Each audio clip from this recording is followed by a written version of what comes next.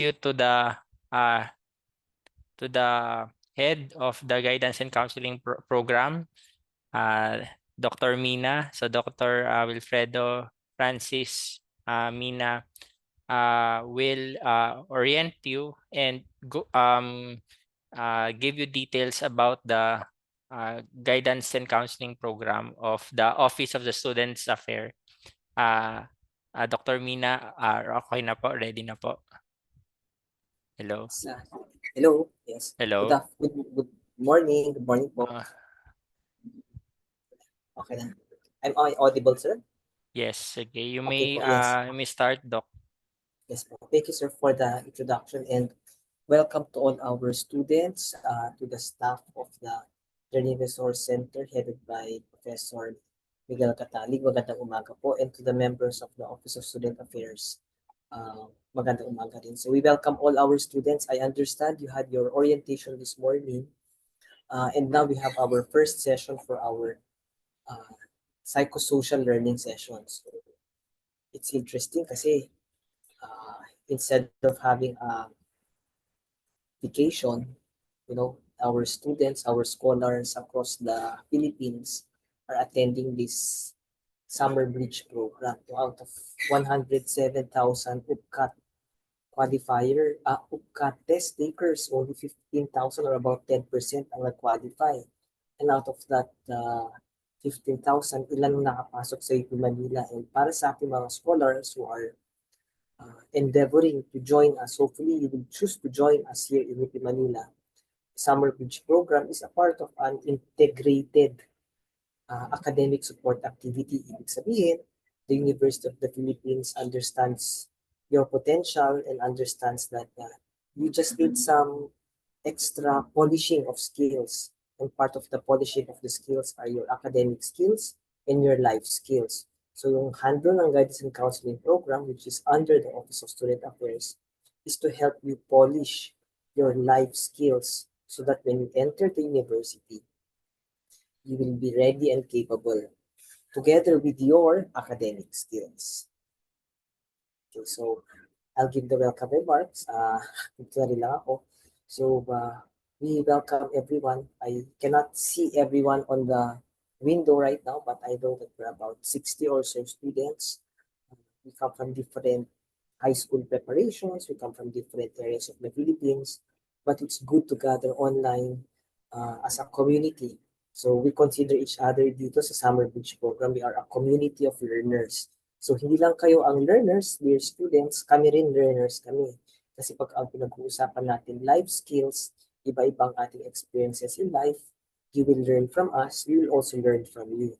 So we hope that as you participate in our session for today and in our session a few days from now, you will participate actively.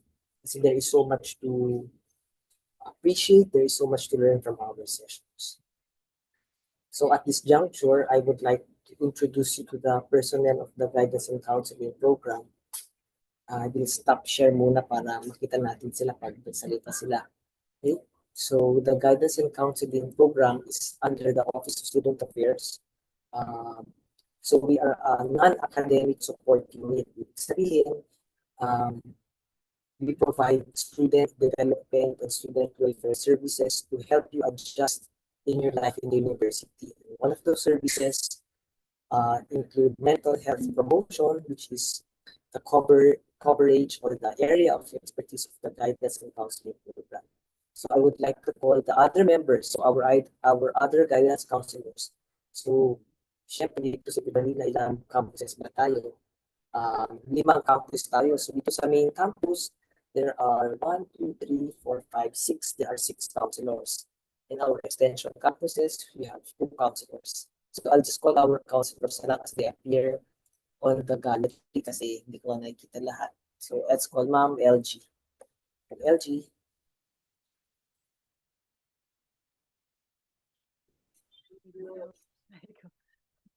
Ayan.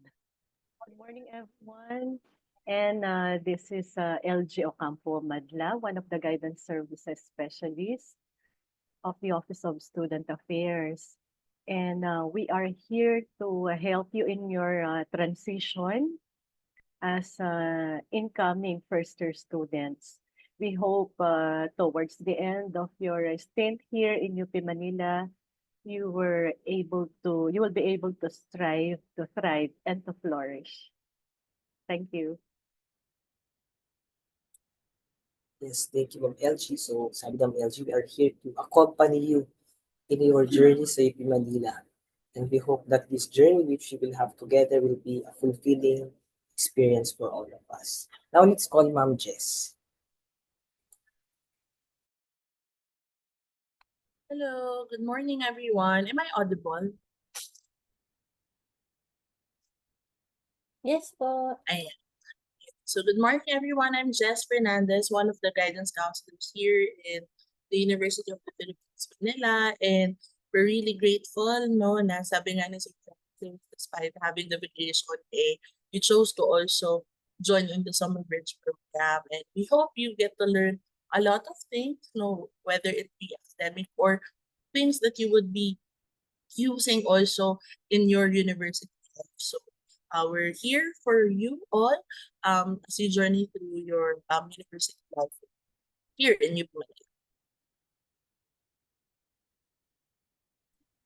Yes, thank you, Ma'am Jess. So again, Ma'am Jess mentioned about our journey to university. And just like any journey, there are some journeys which are pleasant.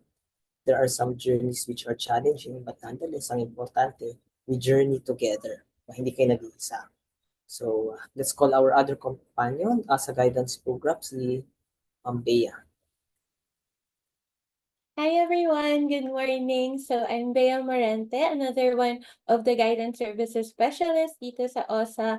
And siguro I'd just like to echo what everyone else has said so far. Hopefully you guys will engage with us and you'll learn a lot that you can use sa everyday life nyo dito sa university. Yan lang. Thank you. Yes, so thank you, Ma'am Bea. Let's call our other counselor, Ms. Maika.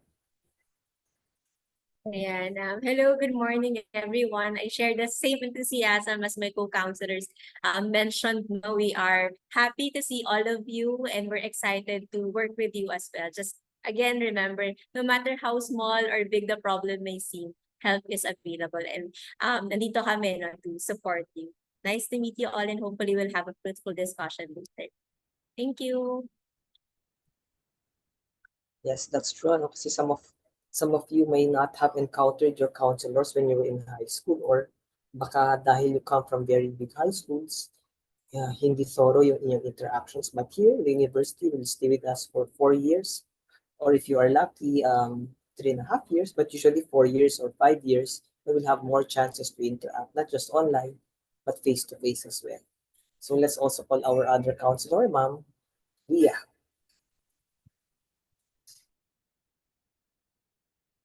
Hi everyone, good morning. I am Ms. Ria. I'm one of the psychosocial counselor here at the Office of Student Affairs. And just like what my co-counselors or my colleagues said earlier, we're all just very excited to meet you and get to know you here in our Summer Bridge program. Thank you.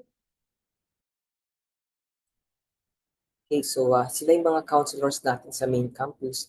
But also joining us today are our counselors from our extension campuses. So I just hope nakalagi this. I can't find them. But we call first Miss Charm. Are you here, Miss Charm? Yes, sir. Yes. Hello po. Good morning, everyone. So I am Ms. Charmaine Rosario. So I am a psychosocial counselor and SHS Coronadal. So as what our other counselor May said, we are here to support you and to give you self-space environment for you to strive and thrive in your college journey. So again, I hope you enjoy this journey with us. Thank you. Si Miss Charm pala yung kapangalan ko. Sabi ko, sino ba isa pang Francis Mina na yun? Si Miss Charm pala yun. So, okay, so nice. Nice to see you, Miss Charm. Okay, so doon siya sa ating campus way down south sa Cotabato. So ito tayo sa NCR, doon naman siya sa south. Now let's go to Central Philippines. Let's call Miss Teresa, who's in Leyte. I hope she was able to enter. Mr. Rez, are you in the room?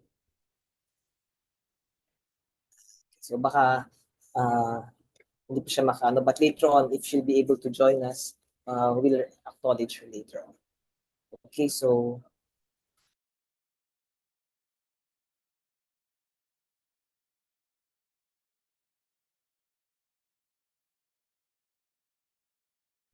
yeah, now you've met the counselors who will be with you online for today, and maybe in the future we'll interact face to face then.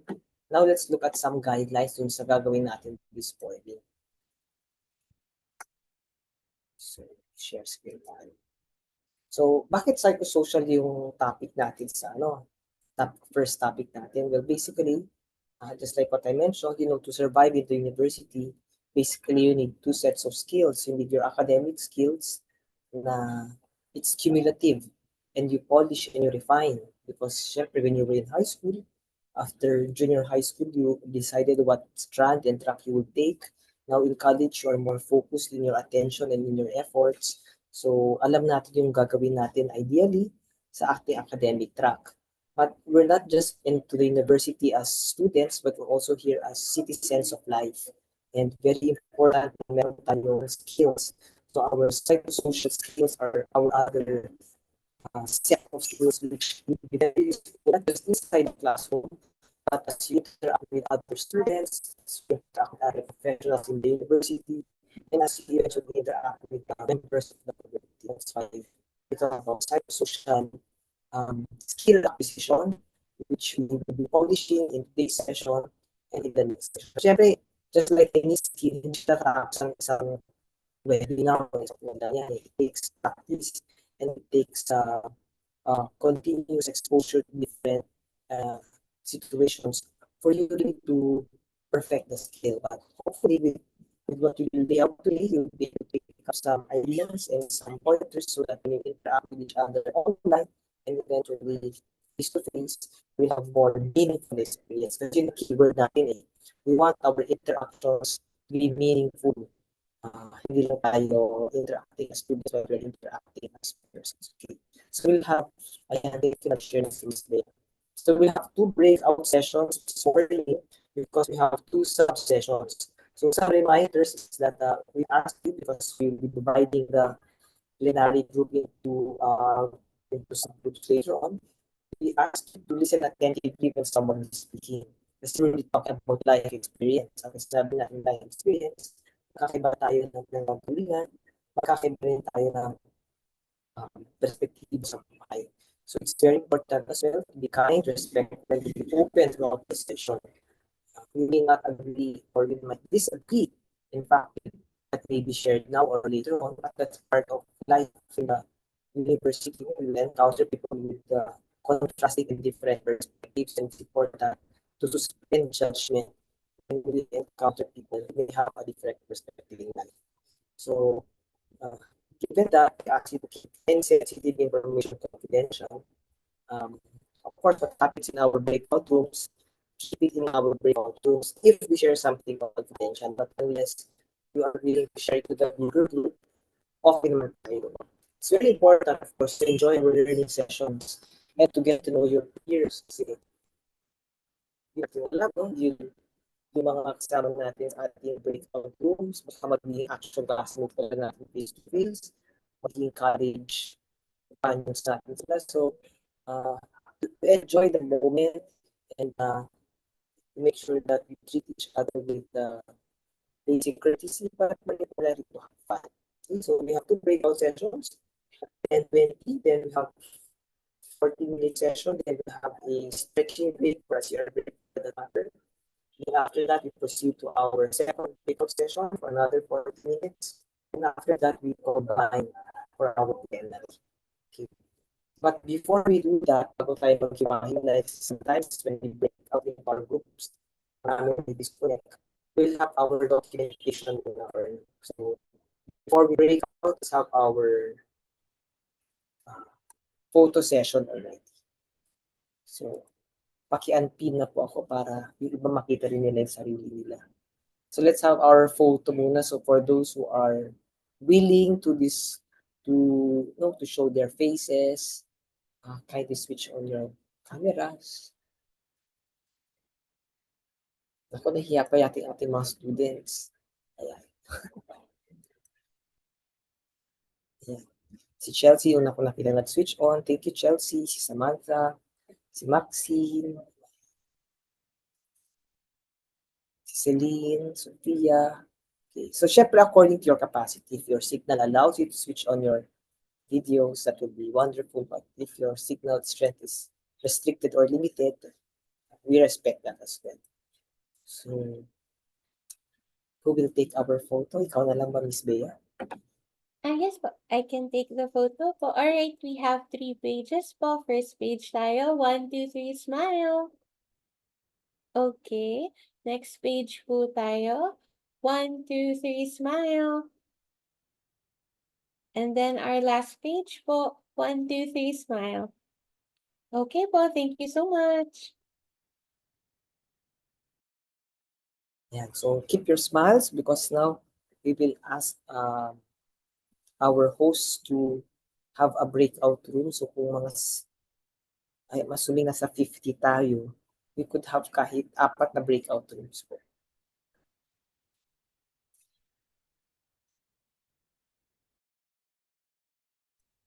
So we'll just wait na lang for the prompt, and when you get the prompt to join the breakout room, please join your breakout room.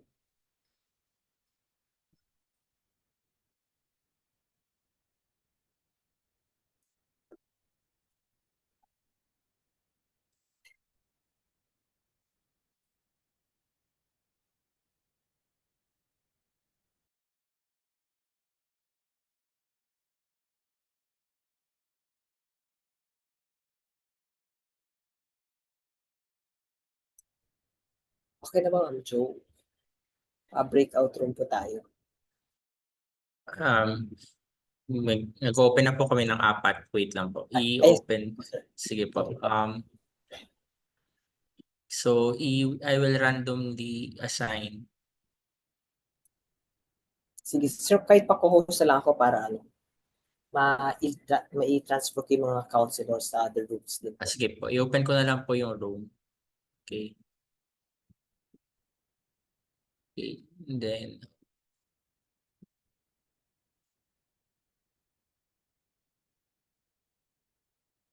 so yung mga counselors po ay pwede na pong i-assign. So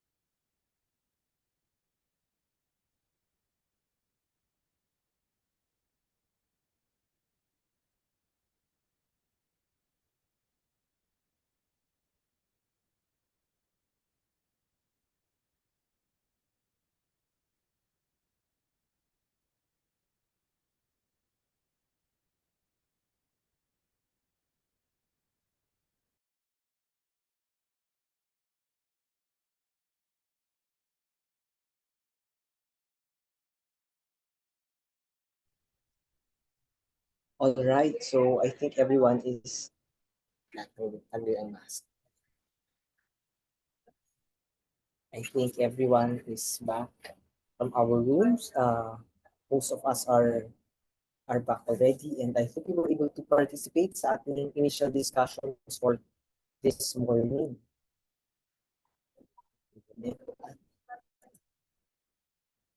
Okay, so we were just to give a short recap lang, no, yung pinag-usapan natin sa different rooms. Our first subsession was really about taking stock, no? Taking stock of how we are now adjusting on the areas of health, routine, relationships, and passions. Kasi very important yan, no? As we enter the university, our internal stock of strength can be depleted, it can maintain, or it could increase. So it's very important that we are aware of how we have been living, of how we are affected across these 4 dimensions. And of course, to make sure that we don't get depleted sa ating health, sa ating routine, we're not destabilized, sa relationships natin, they're maintained, and sa passions natin, they remain ignited. Knowing that these 4 dimensions of life are important, we proceeded to our second session where we discussed how it's important to pay attention to our emotions, diba? To identify our emotions with no judgment, to accept them as they are.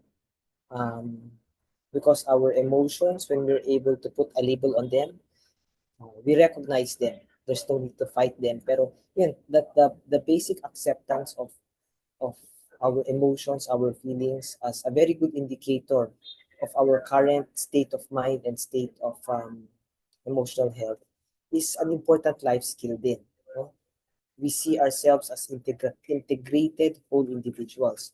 So very important palagi that we check every now and then how our emotions can be a source of inspiration, but at the same time, our emotions can also be a barometer of our current state. And sometimes it may be important to seek help when necessary, depending on how our emotions manifest in terms of physical sensations, acceptability, how it relates to our needs. So, syempre, ang sinasabi natin based on our 2 previous sessions is that we look into ourselves from a holistic perspective, our health, our needs, our routine, our passions, our emotions. We take care of ourselves according to these 3 areas. So now let's go to our key takeaways. So, please share na lang this.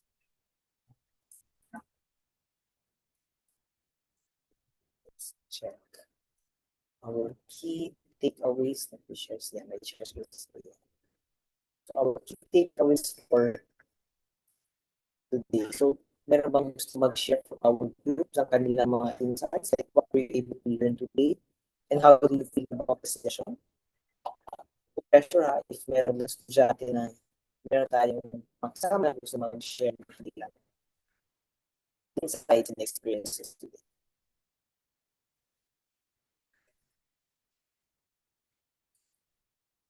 Baka ating needs sa ito ay medyo nasa level ng putol na. Anyone would like to share?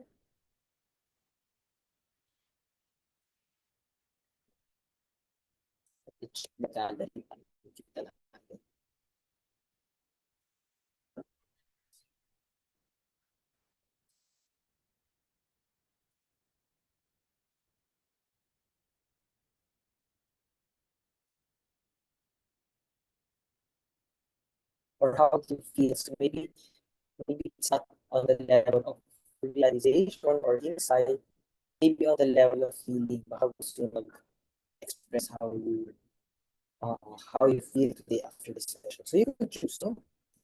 You can choose whether you would like to share a realization or you would like to share your feeling about today's session. And this is very important because it also gives feedback whether we were effective in facilitating and how we could build on that for our next session. Do you have any volunteers?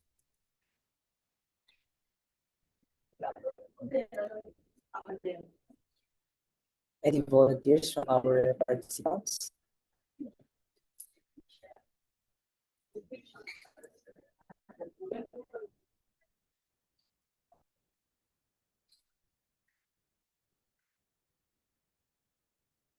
O siguro dahil first session natin nga naman, meron po konting inhibitions or reluctance from our participants. Maybe we can ask our facilitators, how did your sessions go? So would any of our facilitators like to share na lang how their sessions went so that baka makakip on that yung students?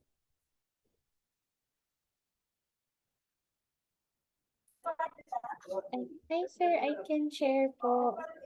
Yes, please. Ayan po. Hi, apologies to my group. We weren't able. Will we prompt po ako dun sa breakout rooms. Should we stay in the main room na lang po? Okay po. Yan. So siguro po, sa part ko po, I felt very grateful dun sa students po dun in my breakout room. Sir, apologies we weren't able to finish with our reflections, but they were able to do all the exercises po, and they were very they shared very good insights, and they were very perspective, sir. For the students po kasi there was a realization that meron po silang points for improvement, but at the same time, they were also able to emphasize points in which they grew as people din po. So during the pandemic daw po, nabanggit po nila na they realized na may lapses sila in terms of self-care, but at the same time, they were also able to develop new passions, new routines, and to become more in tune with their needs po as well. Yun lang po. Thank you. That's a very honest sharing from the group of Miss Bea. Sometimes things really could just disrupt us, and without really conscious intention, sometimes we could perpetuate yung mga unhealthful routines. So what we would like to do is, to these sessions which we're doing, is to be able to have some insight on which life areas that we might need a little bit more of self-care, which life areas can we need a little bit more coaching so that we could improve our habits. So we have some sharing sa chat. It's private, so I will just read na lang without mentioning the name. Good morning. I'm grateful that I was able to learn from one of our counselors. Just like what I had mentioned earlier in our breakout room, I learned that it's really important to check on ourselves up to any change that happens within and around us. College is a new journey, and it is a must that we do take things seriously now. But we must not also forget to enjoy every once in a while. Thank you po. And she gave an emoji heart. So that's correct. You are now of legal age. You are adults. You have higher level of independence. So at the same time, together with that independence, a more serious form of responsibility and commitment is expected of you when you enter college already. And it's very important to have a balance of both. Do not let go of your focus, do not let go of your goal as a student, take things seriously. But at the same time, in between serious moments, you also have self-care moments para hindi rin lopsided ng development natin. We don't like to be walking encyclopedias or walking intellectual giants. So we like to be well-rounded individuals. So thank you for sharing that to the student who gave a private message.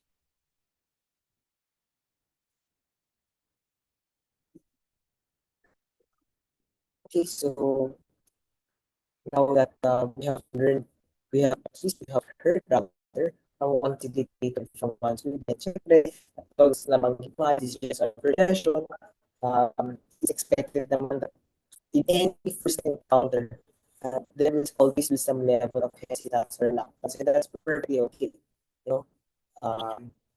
It's not easy to open up to a group, much less to open up to strangers. So again, that's another life skill, to take confidence and speak up for those, which eventually you will also learn as you progress in UP, because you've been helping bigger groups, a variety of audiences, and a variety of faculty who can be actually testing.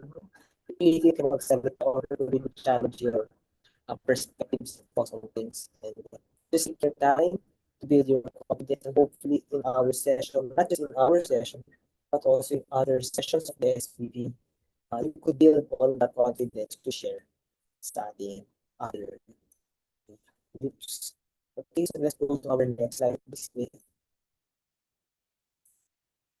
So for our next slide, so because we are presenting the pathways by which you can access psychosocial services, the guidance and counseling program offers extended psychosocial services to all students, whether you are in the main campus in our 4 extension campuses. So we have different channels. Wherein between now and our next meeting, many things can happen to you. We would like to assure you that there are counselors who can be present to help you process these feelings, perhaps hesitations, or kung meron kayong reluctance, or kung wala naman, baka meron kang gusto i-clarify, you can contact us through our email. I'm the one who opens the email, so generally, pag na-assess ko naman, then I can assign you to a counselor if you would like to talk to someone in specific, or if just general correspondence, could email us, and I will find ways so that we can reach out to you. Sometimes some students prefer a more real-time interaction, so you could have a Google chat eventually. Pag nakakili kayo ng counselor nyo or meron kayo sa kausapin, pwede kayo mag-email sa amin, you could message us, and I could connect you with that counselor so that you could have a video chat. Or you could have a Zoom session also if you would like to happen that way. So just contact us with that. And syempre yung catch kasi bro, kapag nag-email kayo o kaya nakipag-Google chat kayo, we will know who you are. We will be able to identify you. But we also recognize that there are some students who are not yet ready to confide their personal details. They are more comfortable behind an anonymous platform.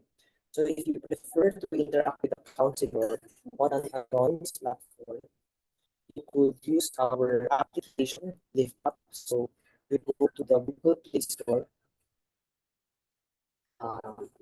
Tapos hanapin yung logo na ganito. Kasi maraming Lift Up na kapareho natin ng pangalan. Pero for you nila, you have to look for this icon, yung Lift Up yan. So it's an online chat platform. It's similar to Facebook Messenger, except that you don't know who is the counselor who you will chat with kasi randomly assigned yan. You will not also know who you are because you adopt a pseudonym. Okay? So if you already have your UP email, you could download and you could launch the application. So our next slide. So just in case naman download the application is much for you, or you cannot download, you cannot engage because of the email, you can engage with us on our Facebook page. So you just locate us online using the URL presented in front of you, as you could just message us, and we reply naman within the day to your concerns. So there are big counselors, and we could choose anyone whom you prefer, or pwede naman just message directly to the office as a whole. Okay, so I believe that is the last slide we have for today. We encourage you na lang to engage, will engage with us using yung ating LMS. May mga tasks naman doon na post natin. So asynchronously, you could still participate, and we hope to see the same number of participants, or perhaps even more, for our next sessions about 3 weeks from now. Okay, so that ends our session for this morning. We're ending earlier than scheduled. It's 11:45. We're targeting 12 o'clock, and that's a good thing. No? Meron tayong early break for everyone. So we'll call it for today, and we hope to see you soon. And engage with us online. So thank you everyone. Yeah, Miss Bea is showing to us our Canvas platform. Hanapin nyo na lang yung psychosocial activities tab so that you could continually engage in our asynchronous interactions. Okay, so I'll say goodbye for now and we'll see you soon after a few weeks time. Have a nice day everyone and thank you.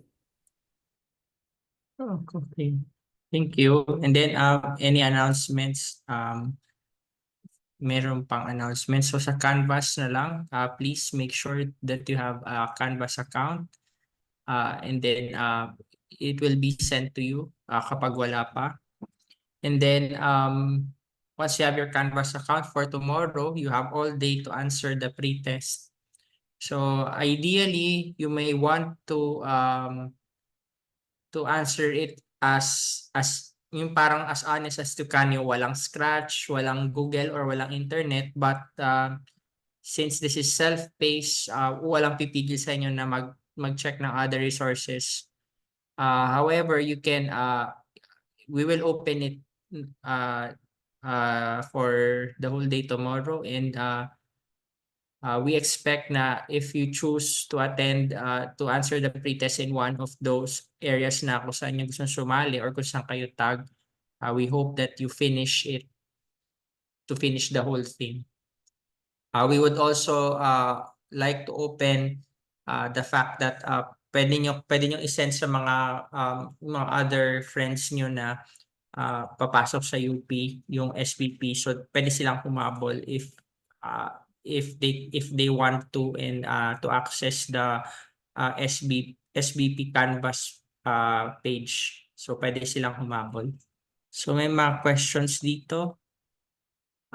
Yes. Yes, the test is asynchronous tomorrow. Okay, Harvey, any questions? Harvey? Yung about po dun sa mga friends na pwedeng humabol, pwede po ba sumali kahit they pass UP Diliman po? We have no issue. Kasi pwede naman, yeah, yes. May chance pa kasing pumunta silang UP Manila. Okay lang naman. Salamat, Harvey. Thank you po. Okay, so good day. I would like to ask if we are required to take tests and attend to other subjects. Not really. So, Catherine, hindi required. So, halimbawa, you just choose one. Okay, Denise, at Ma'am Jo, hanggang anong oras tomorrow? Pwedeng i-take yung pre-test? Hello, Miss Jo. Hanggang 8 p.m. So, 6 a.m. bukas yung pre-test until 8 p.m. tomorrow. And then, doon sa mga hahabol, pwede namin bigyan ng, may special treatment yung mga hahabol. So, let's say humabol sila ng Monday. So, yung pre-test would be, there would be some accommodation to them, yung mga hahabol na they can take it at a later time. Pero yung sa mga nandito na, the pre-test is open from 6 a.m. to 8 p.m. Okay. Any other questions?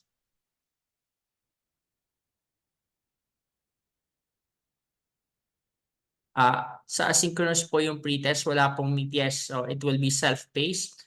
The first meeting will happen at Monday.